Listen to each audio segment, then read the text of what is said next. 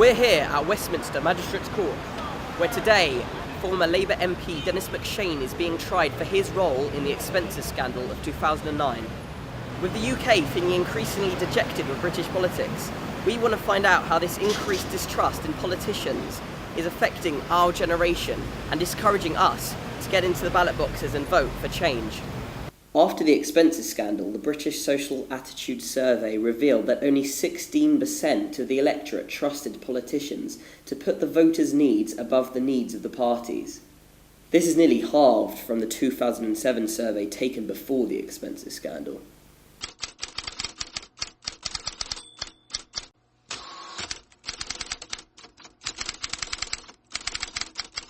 I am completely disaffected with them, and I wouldn't trust them.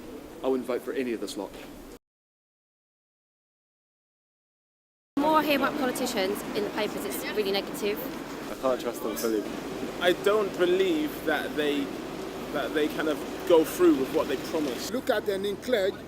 When he was campaigning, he campaigned to support education, and he did not do what he promised of doing. I think they have a lousy job. I think the media drives them into positions that they probably don't want to be in, and they have to answer silly questions in a silly way, so they do, and so they look silly to the public. On the 11th of July 2013, the Crown Prosecution Service announced that MacShane would be charged with false accounting involving £12,900.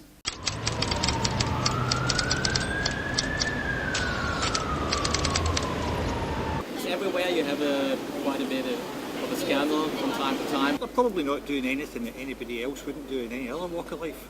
I think also if you just took a sampling of the population and asked them and found out whether they cheated on their taxes or ever didn't say in the supermarket that they got the correct change, I think you'd find the same, just as many people being a bit naughty. It's human nature, it's just what people will do. If they can get away with getting something for nothing, they're always going to take it. Politicians are no different from anybody else. I think our system is as good as any in the world. Probably not perfect, but you will never get there. Never get the perfect world.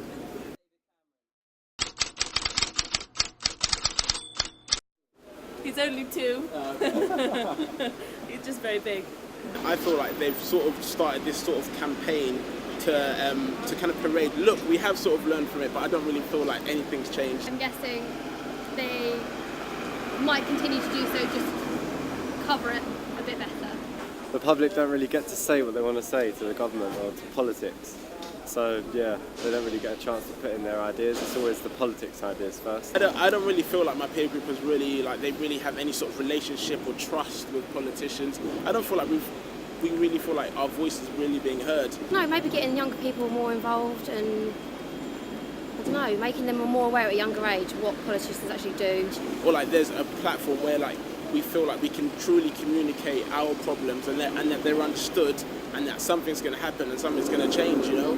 They haven't exactly been the best role models, so yeah, it's hard to trust people who are clearly... And they're meant to be figureheads. The more I hear about politicians in the papers, it's really negative, which is why, apart from Boris, he's the Boris Party rookie, but he's probably the only one I think I could trust. I don't know is my answer. I have no idea whether I trust them or not. I don't personally, I don't think there's been any change. I don't feel that public get to say what they want to say all the time. It's just we don't get to get our points, and it's like we're not being heard.